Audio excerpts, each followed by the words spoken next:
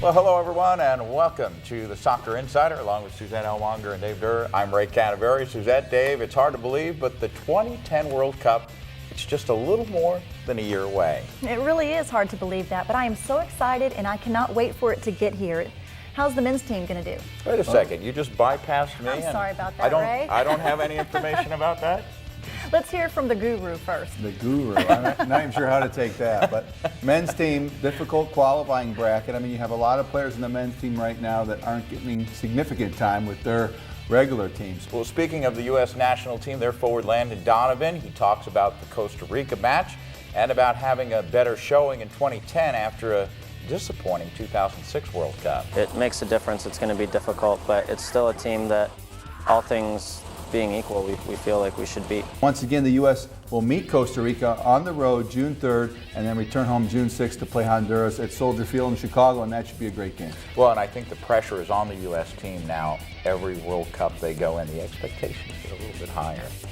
2009 is the inaugural season for the new Women's Pro League. That's called the WPS, Suzette. I think it is so important for girls to have a professional league to aspire to. Absolutely. You can just hear girls all across the United States just cheering on the fact that we're going to have a women's league. Midfielder Shannon Box shares her thoughts on the league. I've been very excited that the games that have been on TV have been, some tough matches, coming back 3-0, coming to 3-3 tie.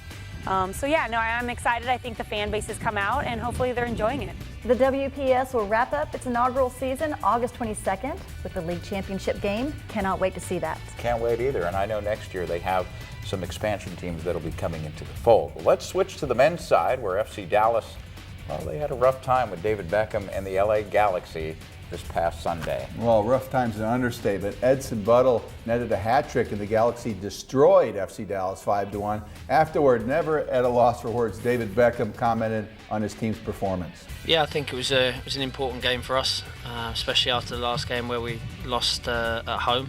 We've played well and not got the goal, and then the other team, the opposition, have scored. So it was important that we kept a clean sheet and then we broke away and got the goal. So overall, it was a very good game for us. Dave, Dallas really in trouble. They're 3-5-1 right now on the season. What do they need to do to get this thing turned around and possibly make the playoffs? Well, if you got a really long piece of paper, Are you going to they make a need to list? do a lot, because if you're writing it down, just get your paper out. But truthfully, it all starts in the back. I think all good teams are built from the back. They've really struggled on the defensive end. They don't shore that up. They're going to be history as far as this season is concerned. That's right. According to a new first-of-its-kind study from the University of Connecticut, nearly 2/3 of male and female youth soccer players are dehydrated before they ever even take to the field. Dr. Douglas Turgeon of Texas Sports Medicine talks about hydration and recognizing heat stroke. The most preventive measure is to hydrate adequately beforehand. It takes a week or 10 days for players to acclimate to the heat, so most of them will be reasonably well acclimated. Each week on the Soccer Insider, we will provide you with important information for players and coaches and parents about nutrition, injury prevention, and more. Very important subject. I know I always find some great information, especially from Dr. Turgeon. Well, turning to youth soccer, the Dallas Texans 92 girls team, they're on their way to nationals after taking the championships at the Southern Regional last week. And Dave, as a youth coach, you know how tough it is just to get through regional, so making it to nationals is a great accomplishment. It really is, and so much talent in the Texas area, and especially in Dallas. Seems like every year there's more and more teams. This year, the 92 Texas girls will be one of 8 teams representing the Dallas-Fort Worth Metroplex at nationals. Their head coach, Ryan Higginbotham, talks about his chances to win a national championship. I'd like to say I like our chances. I don't want to say we don't have a chance. Well, Suzette, the talent starts, I know you know this, when players are young, through skills training and develop bonds after that, but you really have to catch them when they're young. Absolutely, and that's why we love this next segment. It's called Getting Schooled with Matthew Shipley. Welcome to another edition of Getting Schooled. I'm your host, Matthew Shipley, and this week we're at the Andromeda Training Facility in Dallas, Texas with Andromeda Soccer Club. With me today is Travis and Ethan. You guys know the rules, 3 rounds, best skill wins. Let's see who gets schooled.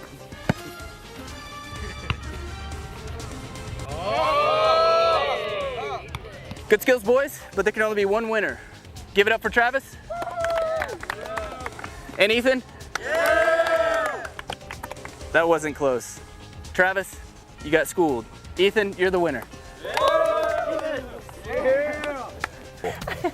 It's now time for Dave's Directions with the former head coach of the Dallas Burn and the current U20 national team assistant coach, Dave Durr. Well, Ray, we thought every week it'd be important maybe to show the fans out there something that their kids can work on at home and improve their game. And of course, receiving the ball is a critical part of the game. And here's Coach Tony Billy of the Texas Blitz Soccer Club, and he shows us a drill to improve your team's passing and receiving. Let's start with the demonstration with inside of the foot. So the first point I would like to mention is both players need to stay on the toes. They need to be ready to receive the ball with the right or left foot. He did a great job, and obviously passing and receiving so critical to any player's development. Well, and practicing on your own. I don't think enough kids do that. No question. That'll wrap up this edition of the Soccer Insider. For Suzette Elwanger and Dave Durr, I'm Ray Canterbury. So long, everyone.